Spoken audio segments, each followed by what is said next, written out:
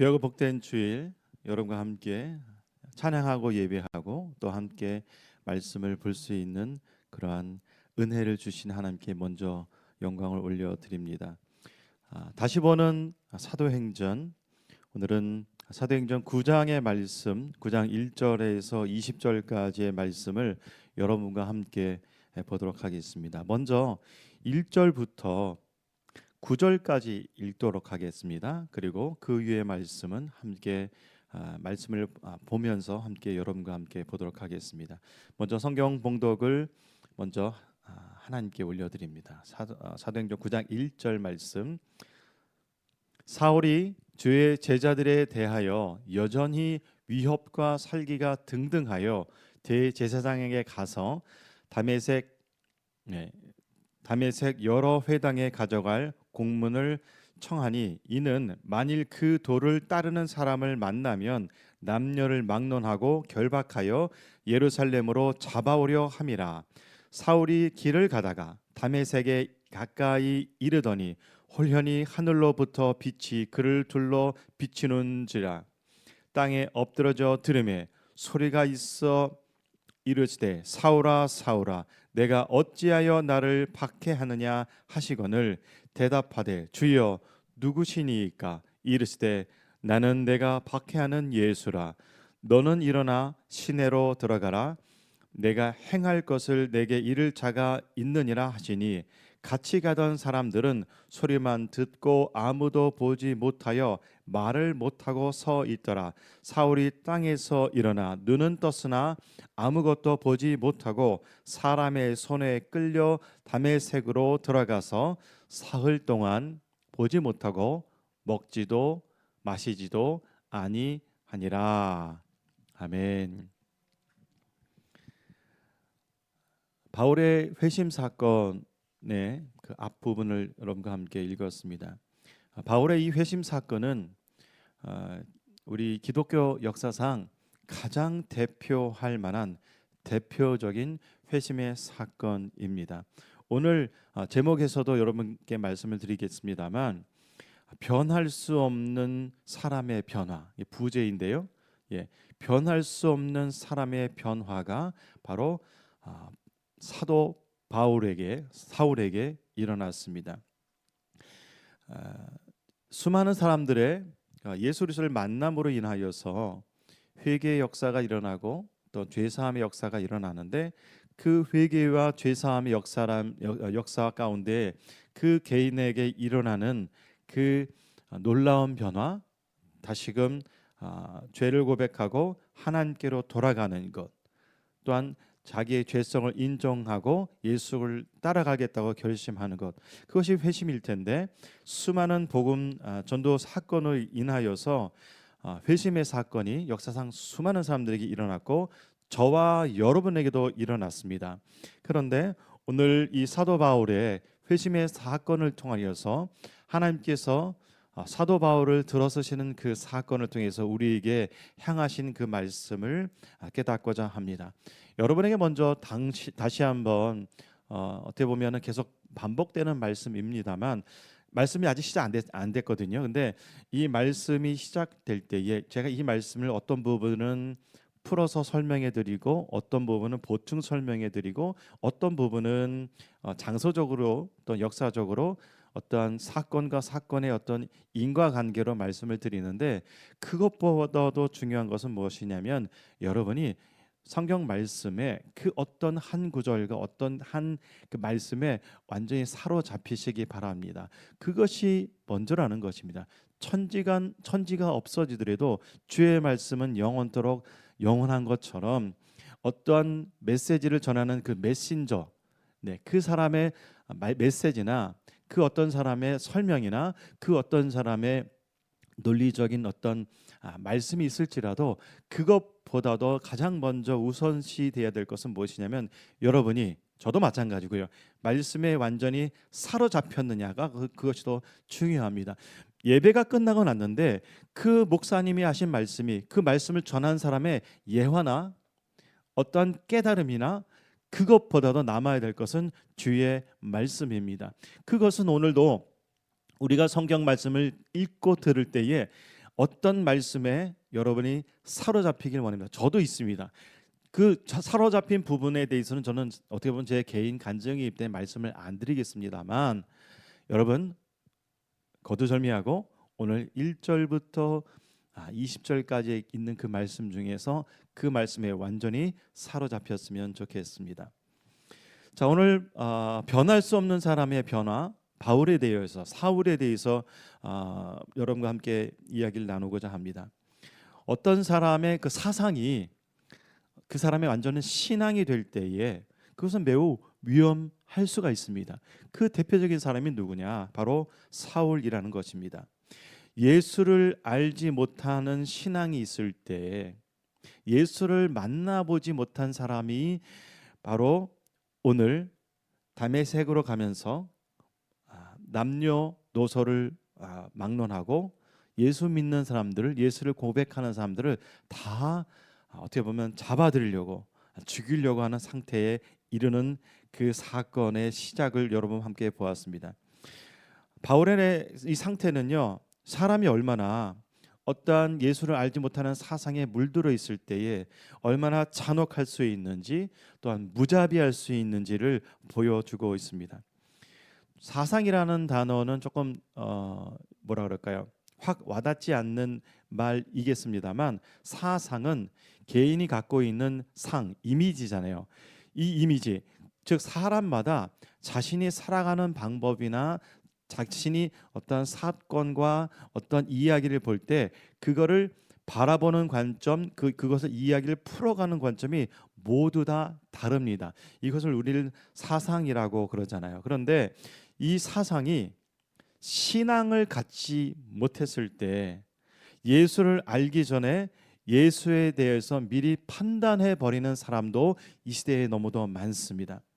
성경을 읽지도 않은 채 하나님의 존재에 대해서 미리 판단해 버리는 그러한 생각을 갖고 있는 사람도 있고요. 성경을 읽어도 개인의 어떤 미리 이렇게 갖춰져 있는 그 사상 때문에 결국 예수를 알지 못하는 사람도 있다는 것입니다. 어떤 사람들은 성경을 진화론이라는 그런 사상으로 봄으로 인하여서 하나님을 부인하는 사람들도 있고, 어떤 사람들은 인간관계 속에서 상처를 받아서 결국 예수를 떠나는 사람들, 교회를 떠나는 사람들이 있다는 것입니다. 사실은 여러분, 성경은요, 예수를 만나기 위해서 보는 것이지 어떤 인간관계 속에서 답과 해결을 찾기 위해서 보는 것이 아니라는 것입니다. 그래서 교회 다닌다는 것은 인간관계 관계 속에서 자신의 어떤 풍요로움을 채우는 것이 아니라 오히려 내가 정말 예수를 만났는지, 예수를 필사적으로 붙들어야 되는 것을 내 자신 스스로에게 캐 물어야 할 영적인 진정한 간구가 된다는 것입니다. 만약에 예를 든다면, 여러분 요즘 모든 방송사에서 가장 뉴스거리에서 가장 많이 다루는 것이 정치 이야기 아니겠습니까? 왜 이렇게 뉴스에서 정치 이야기를 다루는지는 저는 참 이해가 되지 않습니다만, 뉴스라는 것이 동서남북에서 일어난 모든 일들의 어떤 사건을 고스란히 담는 것이 뉴스인데, 우리들의 한국의 정치적인 그런 상황들을 뉴스에서 너무 많이 다루다 보니 우리가 어떠한 사상들을 갖고 있냐면, 내가 여냐, 내가 아니면 야냐, 아니면 나는 중립이냐, 이렇게 자신도 모르는 사이에 뉴스와 매스컴을 통하여서 계속해서 반복적으로 보여주는 것으로 인하여서 내가 어떻게 보면 예수 믿는 사람임에도 불구하고 어떠한 더 큰 정치적 색깔을 갖고 있다는 것을 여러분께 말씀을 드립니다. 그렇다 보니 아버지와 아들이 식사 시간에 정치 이야기 나누다가 싸우는 일도 빈번하고요. 즐거운 만남이었지만 어떤 개인의 사상 때문에, 또한 세상을 보는 어떤 개인의 관점 때문에 더 멀어지는 일도 생겨납니다. 여러분, 오늘 이 사울이 변할 수 없는 사람의 변화를 통하여서 간절히 소원하는 것은 저와 여러분이 예수 그리스도로 완전히 물드는 저와 여러분이 되었으면 좋겠습니다. 여러분, 바울의 회심은 자신이 회심하고 싶어서 회심하게 된 것이 아닙니다. 먼저 그 말씀을 함께 보겠습니다만, 여러분, 회심의 사전적인 의미를 제가 읽어드리면, 회심은 하나님을 떠나 다른 신을 믿는다던가 신앙에 불성실했다가 마음을 돌이켜 더욱더 철저히 하나님을 믿는 것을 의미한다. 네이버 사전에서 제가 나온 글을 여러분께 그대로 읽어드렸습니다. 그런데 여러분, 이 회심은요, 매우 중요한 메시지를 먼저 전해드리면, 인간의 행위처럼 보이지만 실상은 하나님의 은혜로 인한 마음의 결단이라는 것입니다. 오늘 말씀에 보면, 말씀에 다메섹으로 가던 사울이 예수님을 찾기 위해서 만난 것이 아니라 예수님이 사울을 먼저 찾으셨다는 것입니다.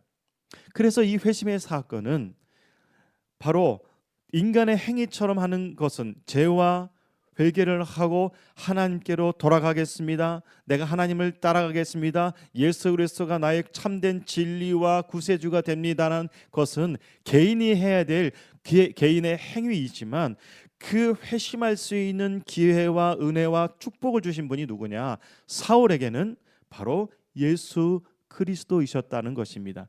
오늘 저와 여러분이 이 시간에 찬양하고 예배하고 말씀 속으로 들어가서 있는 그 이유는, 내가 예수님을 먼저 만난 것이 아니라 예수님께서 우리를 먼저 만나주신 그 은혜를 우리가 붙들었기 때문이고, 우리가 예수 그리스도를 따라가겠다고 결심했기 때문입니다. 그래서 회심은 바로 개인의 행동처럼 보이지만 하나님의 은혜이라는 것입니다. 복음은, 그래서 다른 표현으로 말한다면 복음은 받는다라고 신약 성경에 너무도 많이 기록되어져 있습니다. 이 부분에 대해서는 나중에 때가 되면 여러분과 함께 보겠습니다만, 지난 시간에 베드로와 사도가 사마리아도 복음을 받았다 함을 듣고 이제 사마리아로 간 것처럼, 이 받는다는 것은요, 주는 분이 있다는 것이고, 이 받는다는 것은 받기를 원하는 사람, 그 복음을 붙드는 사람이 있다는 것입니다. 그래서 신약 성경에서 기록되어져 있는 복음의 표현은 무엇이냐면 받는다라고 표현되어져 있습니다. 여러분, 회심은요, 죄에서 하나님께로 완전히 돌아가는 것입니다. 복음을 받고 나니 자신의 입에서 회개의 말이 고백처럼 나오는 것, 고백하고 나니 성령께서 회심케 하시는 것. 그래서 믿음은 하나님께서 주신 것이고, 그래서 하나님께서 시작하신 것입니다. 우리가 예배 전에 찬양하였지만 시작됐네. 예, 그렇습니다. 그 시작은 우리로부터의 시작이 아닌 만세 전부터 시작된 하나님의 축복이고 하나님의 은혜라는 것입니다. 이런 성경적인 원리와 가르침, 그것을 알 때에 여러분이 예수를 믿게 된 것이 얼마나 위대한 하나님의 축복인지를 알게 된다는 것입니다. 오늘 함께 볼 이 사울의 이 회심 또한 그렇게 기록되어져 있습니다. 회심의 결과로 완전히 뒤바뀌어진 삶, 그것이 바로 예수 혁명이라고 여러분께 말씀을 드리고 싶습니다. 여러분, 혁명이라는 단어와 예수님의 예수라는 단어는 사실은 잘 어울리지 않은 단어입니다. 혁명이라는 단어는 마치 정치적인, 국가적인 어떤 역사 속에서 일어나는 사건의 큰 어떤 함축적인 단어처럼 쓰이는 것이 혁명이지만, 여러분, 오늘 이 한 사람의 사울이 예수 그리스도를 만남으로 인하여서 이 사건 이후에 얼마나 많은 사건이 일어나고 얼마나 많은 그의 삶이 변하게 되는지 알 수 있게 된다는 것입니다. 먼저 혁명이라는 단어를 여러분께 먼저 보여드리기 전에 PPT 한 컷을 보여주세요. 예, 혁명이라는 단어는요, 여러분 요 단어의 뜻을 제가 여러분께 설명해 드린 이유가 있으니까 한번 잘 들어보십시오. 혁명은 헌법의 범위를 벗어나 국가 기초, 사회 제도, 경제 제도 또는 조직 따위를 근본적으로 고치는 일입니다. 특별히 앞에 보면 헌법의 범위를 벗어나 그 어떤 국가가 정해놓은 법을 완전히 벗어나서 뭔가 변화를 이끄는 것, 완전히 뒤집어 놓는 것, 그것을 바로 혁명이라고 그럽니다. 그래서 그런 일을 하는 사람들은 혁명자, 혁명가 혹은 혁명의 세력이라고 우리가 부르지 않습니까? 그 다음에 이 혁명이라는 것은 무엇이냐면요, 이전의 왕통을 뒤집어 놓고 다른 왕통이 대신하여 통치하는 일입니다.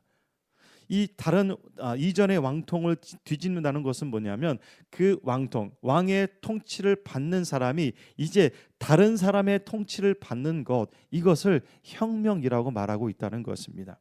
세 번째로, 혁명이라는 것은 이전의 관습이 뭐죠? 그대로 살아왔고 어떤 습관이 완전히 삶이 되어서 그 사람화된 것, 그 사회화된 것, 그 정치화되어진 것, 그것을 혁명이라 그러는데, 이전의 관습이나 제도 혹은 방식 따위를 단번에 깨트리고 완전히 형태적으로 그 가장 근본적으로 질적으로 새로운 것을 급격하게 세우는 일, 이것을 혁명이라고 그럽니다. 여러분, 그런데 가만히 들어보십시오. 이 혁명이라는 단어와 비슷한 게 무엇일까요? 하나님의 나라가 그렇다는 것입니다. 그래서 예수 그리스도의 복음이 들어가는 곳에 그 사람들로 인하여서 사회가 바뀌고 사람이 바뀌고 문화가 바뀌고 음악이 바뀌고 정치가 바뀌고 뿐만이 아니라 그들의 믿고 있던 사상이 바뀌는 것, 이것이 바로 예수 혁명이 아니겠습니까? Jesus Revolution. 그렇습니다. 그 다음 그림을 보여드리면, 오늘 이 사도 바울이, 우리 성경에 사울이라고 표현되어 있죠. 이 사도 바울이 예수 그리스도를 만난 사건은 그 개인에게는 매우 완전히 뒤집어질, 완전히 그 사람의 생각과 정신과 관습과 그가 갖고 있는 사상을 완전히 뒤집어 놓는 것, 그것이 바로 혁명이 아니겠습니까? 그럼에 보면, 우리 성경에 보면은 이렇게 표현되어 있죠. 3절의 말씀이 이렇게 표현되어 있습니다. 사울이 길을 가다가 다메섹에 가까이 이르러 호련히 하늘로부터 빛이 그를 둘러 비추는지라 땅에 엎드러져 들으매. 우리 성경에는 땅에 엎드려졌다고 표현되어 있는데, 이 그림을 그린 분은 사울이 완전히 엎드려진 것이 아니라 뒤집혀서 하늘을 바라보는, 두 손과 두 발을 아무 의미 없이 허공에 휘둘러버리는 사람이 되온 것으로 이렇게 표현해 놓았습니다. 여러분은 어떻게 예수를 만났습니까? 이 그림, 다시 앞에 그림을 먼저 보여주시겠습니까? 네, 그림이요. 네, 저렇게 예수를 만난 사울은 완전히 뒤집혀졌습니다. 어떻게 보면 이 말씀이 오늘 우리에게, 저와 여러분에게 주시는 아주 어떻게 보면 그림으로 표현할 수 있는 강력한 그림 메시지가 될 수가 있습니다. 여러분, 사울에 대해서 설명해 드리면요, 사울은 30대의 청년이었습니다. 사울은 모세의 율법에 아주 열심이었습니다. 그래서 이것이 그에게 그 열심인 그 사상이 종교가 되었습니다. 그래서 요즘 우리가 쓰기에는 조금 어떻게 보면 힘든 말입니다만, 어떻게 보면 명예살인인 것처럼, 우리나라의 땅에서는 그런 일이 벌어지지 않습니다만, 명예살인을 하기 위하여서 다메섹으로 가고 있었던 그런 사울이었습니다. 사울은 가말리엘 문화에서 공부하였습니다.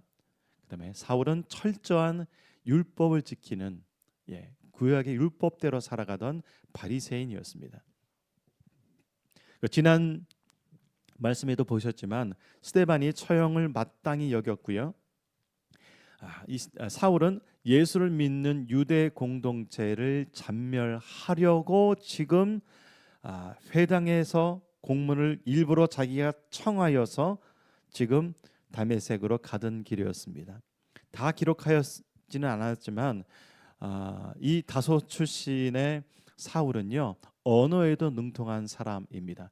그 시절에 로마가 유럽 일대와 모든 그 소아시아에까지 다 어떤 지배국으로 있었을 때에 가장 필요했던 것은 언어인데 그는 헬라어에 능통하였고 히브리어에 능통하였고 아람어에도 능통한 사람이었습니다. 그래서 이 세 언어로 대중 앞에서 예수 그리스도를 증거할 수도 있고 때로는 교육할 수도 있었고 때로는 설교할 수 있었던 그런 언어에 능통한 사람이었습니다. 그가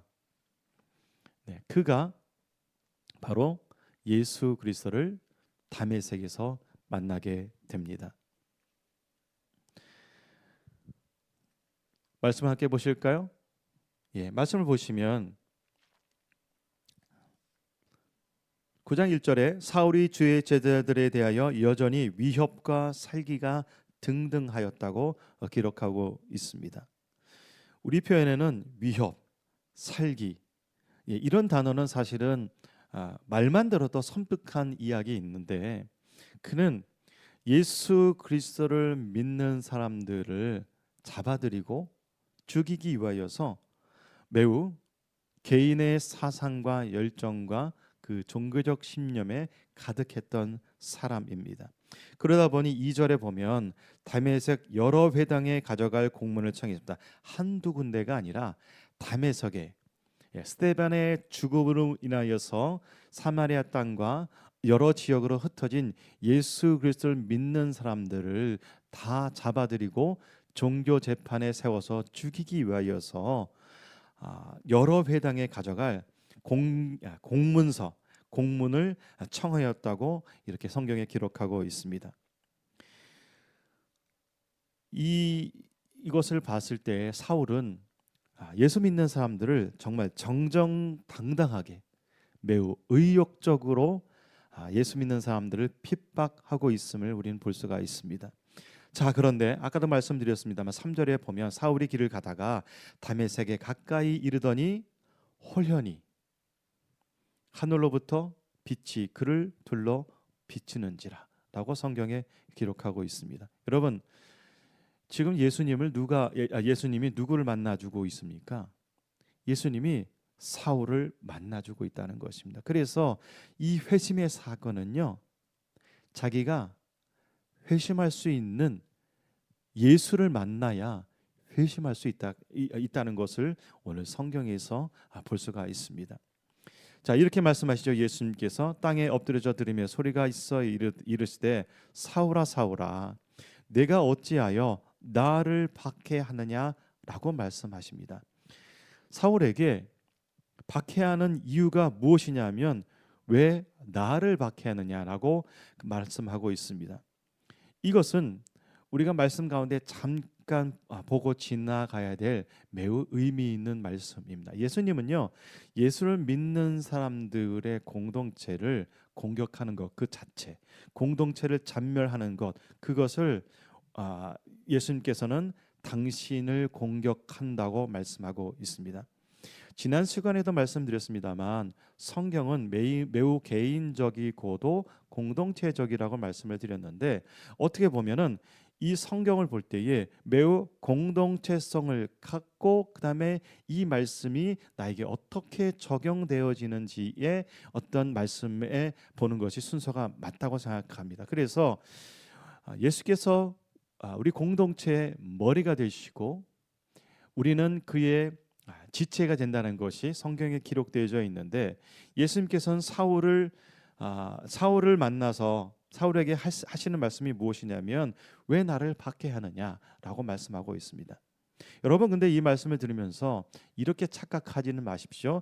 내가 이 땅에 사회생활하면서 다른 교회 다니지 않는 사람들이 겪고 있는 고통과 고뇌와 범민과 어떤 아픔이 마치 나에게 주시는 교회 공동체를 향한 그런 핍박으로 착각하지는 마십시오. 우리는 보통 신앙생활하면서 나 자신 중심적으로 신앙생활하면서 나에게 일어나는 모든 일들이 마치 내가 예수를 믿기 때문에 일어나는 고통과 핍박이라고 생각하는데, 그건 여러분 영적으로 잘 분별하시기 바랍니다.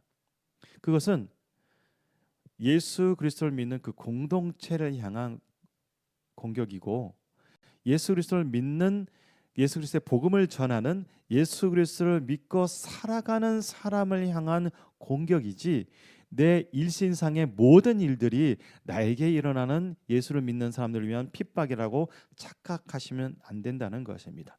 여튼 다시 한번 말씀으로 들어간다면 무엇이냐면 5절에서 예수님께서 이렇게 말씀하십니다. 대답하시되 주여 누구시니까 이르시되 나는 내가 박해하는 예수다라고 말씀하셨습니다.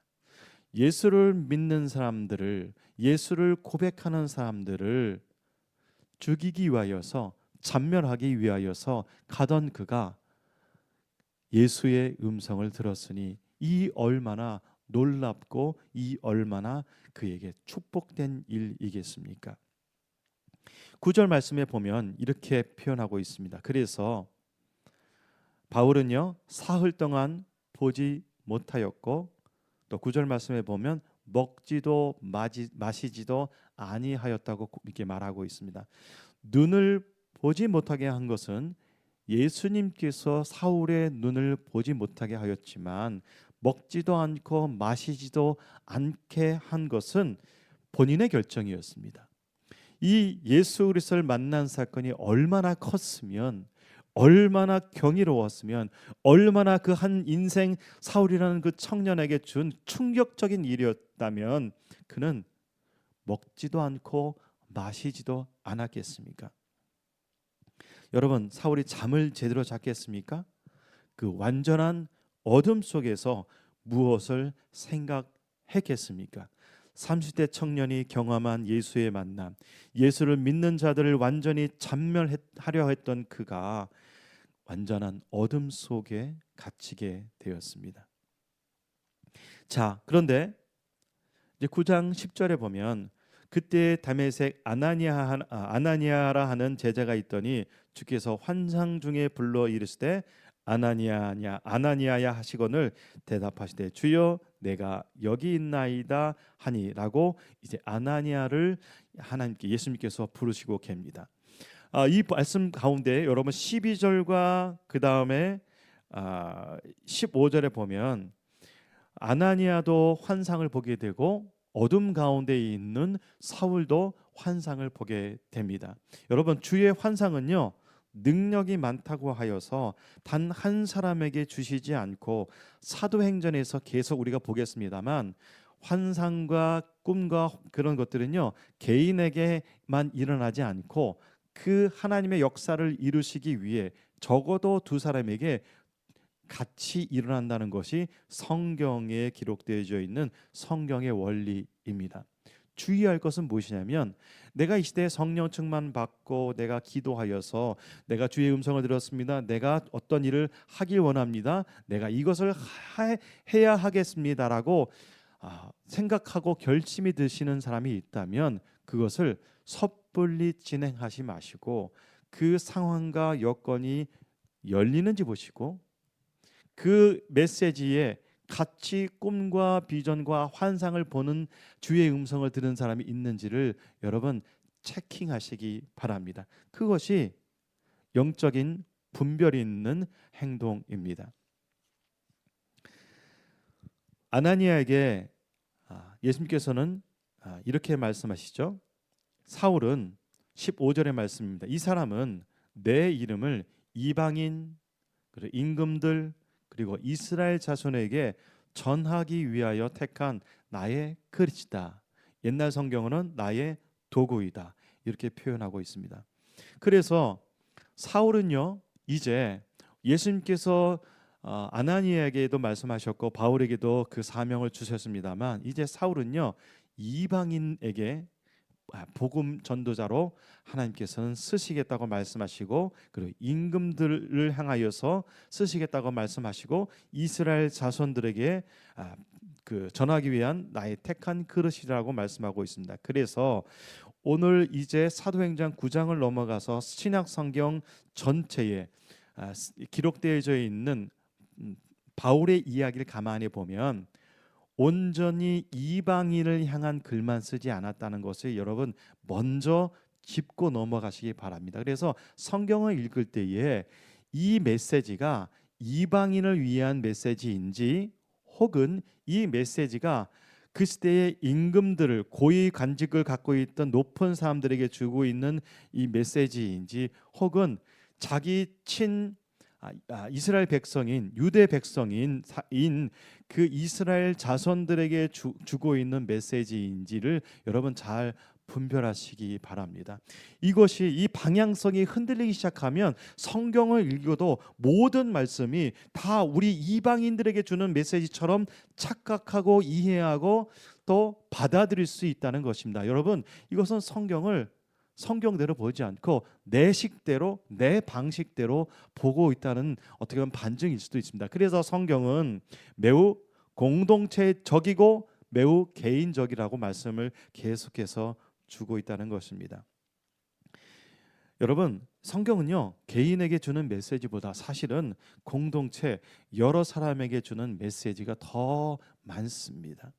그래서 바울이 쓴 여러 서간서를 보면은 어떤 개인에게 주는 메시지도 있지만 어떤 지역명으로 어떤 그 공동체를 향해서 그 편지에 수신자의 그런 내용들이 적혀져 있다는 것을 여러분 꼭 기억하시기 바랍니다.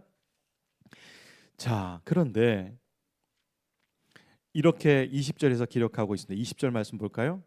20절에 이제 눈을 뜨게 된 사울은 즉시로 각 회당에서 예수가 하나님의 아들이심을 전파하였습니다.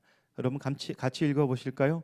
즉시로 각 회당에서 예수가 하나님의 아들이심을 전파하기 시작하였습니다. 여러분 매우 심플하지만 매우 단순해 보이지만 그의 입에서 눈을 뜨고 이제 예수를 만나서 가장 제일 먼저 첫 메시지로 전한 것이 무엇이냐? 예수님이 하나님의 아들이심을 증거하였습니다. 이 증거는 저와 여러분에게도 똑같이 성경에서 가르쳐 주고 있는 매우 큰 메시지입니다. 여러분은 회심의 경험이 있으십니까? 여러분의 개인의 이 회심의 그 사건을 말할 수 있습니까? 다시 한번요. 이 회심의 사건은요. 사울에게만 일어난 것이 아니라 예수를 믿게 된 모든 사람 개인 각에게 일어나야 할 사건입니다. 그래서 이 회심은요. 자기 입으로 고백한 어떤 결단의 증거가 하나님 앞에 있어야 한다는 것입니다. 이 회심의 사건이 얼마나 강력했으면 바울은 이 회심의 사건에 대하여서 사도행전에서 오늘 사건 9장 1절부터 20절에 이르기까지 한 번만 등장하는 것이 아니라 사도행전에 그 이후에 두 번 더 등장하게 됩니다. 결국은 세 번이나 더 이 사건에 대해서 말하고 있습니다. 성경에서. 여러분 이 회심은요 부분적인 변화는 회심이 아닙니다. 부분적인 긍정도 여러분 회심이 아닙니다. 다른 사람의 긍정에 맞다고 말하는 것도 회심이 아니라는 것입니다. 자신 안에서 자신의 입으로 회개한 말이 있어야 회심이라는 것입니다. 하나님께서는 일방적으로 우리를 만나 주셨습니다. 이것을 계시라고 그러죠. 그렇다면 복음을 받는 것은 누구입니까? 누가 이 복음을 받기를 원하십니까? 받은 사람이 회심할 수 있다는 것입니다. 여러분, 복음을 받는다는 것은 바로 예수 그리스도를 받는 것입니다. 사울처럼 즉시로 각 회당에서 예수가 하나님의 아들이심을 전파한 것처럼 회심하는 자의 입에서 나올 수 있는 가장 강력한 언어가 무엇이냐? 그것은 바로 예수가 하나님의 아들이시고 우리의 구세주가 된다는 것입니다. 여러분, 아까 일부러 바울의 이력을 보여드렸습니다. 여러분, 바울의 그 이력에서 볼 수 있는 것은 무엇이냐면 바울의 그 이력이 예수를 만나는데 아무런 도움이 되지 못한다는 것입니다. 오히려 그 이력으로 인하여서 그는 그의 어떤 종교적 사상과 종교적 신념에 빠져 있었고 진짜 예수를 만난 사람들을 잡멸하려고 했던 사울이라는 것입니다. 우리가 읽고 있는 이 말씀은, 이 성경의 말씀은요, 복음으로 완전히 뒤집혀진 이 세상의 복음의 사건의 그 태동의 사건을 보고 있습니다. 그래서 이 사울의 회심은 어떻게 보면 우리 모든 인류의 회심의 가장 모델이 될 수 있다는 것입니다. 그래서 예수 혁명이라는 것입니다. 그러나 우리는 너무도 많이 바뀌어 버린 세상 속에서 살다 보니, 여기서 말씀드리는 너무도 많이 바뀌어 버린 세상이라는 것은 말은 바로 우리 교회를 말하는 겁니다. 이 시대의 교회를 말하고 있습니다. 이렇게 너무도 많이 2000년을 통하여서 바뀐 세상 속에서 살다 보니 성경 메시지를 읽어도 감동이 덜하고 원래 그랬던 것 아니야? 그런 말씀으로 착각하며 선 이해하려고 하고 말씀을 보고 있다는 것입니다. 우리가 읽은 이 사건은 이 생생한 이 말씀이 여러분 그 말씀 속으로 다시 한번 들어가 보시길 바랍니다. 또한 그 말씀을 읽으며 우리 이 말씀 가운데 당신 자신을 스스로 발견하길 바랍니다. 나는 정말로 예수를 어떻게 만났는가? 나는 사울처럼, 나는 바울처럼 예수를 만난 사건이 있었는지, 그리고 나도 사울처럼 자신의 입으로 완전히 회심하여서 나도 예수가 하나님의 아들이라고 당당하게 이 시대에 말할 수 있는가? 여러분, 이 시간 하나님 앞에서 여러분의 상태를 점검하시기 바랍니다. 바울의 회심은요, 사도행전 오늘 읽으신 9장 1절에서 19절에서 나오고 22장 3절에서 16절에서도 나오고 26장 4절에서 18절에 나오는 것처럼 바울의 이 회심 사건이 3번씩이나 기록되고 있습니다. 오늘 읽으신 이 말씀은 예수님께서 보여주신 일방적인 사건이었지만 그가 고백하고 있는 사도행전 22장과 26장에서 보여주고 있는 그 고백의 말은 바로 내가 예수를 어떻게 만났는지, 내가 어떻게 예수로 인해서 완전히 혁명적인 사람이 되었는지, 내가 어떻게 예수의 사람이 되었는지를 자기 고백을 하고 있다는 것입니다. 로마서 8장 38절과 39절에서 보면 그는 이렇게 표현하고 있습니다. 읽어보실까요? 내가 확신하노니 사망이나 생명이나 천사들이나 권세자들이나 현재일이나 장래일이나 능력이나 높음이나 깊음이나 다른 어떤 피조물이라도 우리를 우리 주 그리스도 안에 있는 하나님의 사랑에서 끊을 수 없느니라라고 고백하고 있습니다. 이 말씀은 어떻게 보면 예수를 만난 사람만이 고백할 수 있는 그 고백이 아니겠습니까? 죄송합니다.